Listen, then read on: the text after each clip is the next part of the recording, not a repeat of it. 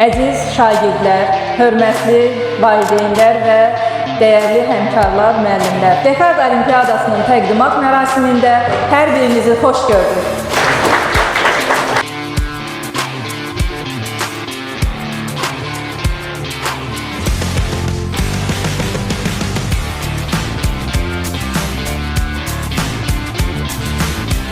Bizim Dekad Olimpiadasında uşaqlarımızın biliyini üzə çıxartmaqda həmin valideynlərə borcluyuq.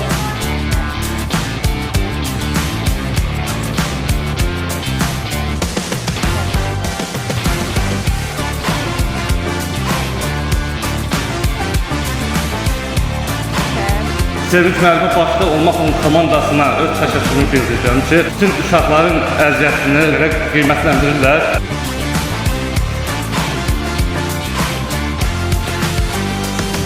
Bugün qızım medal kazandı.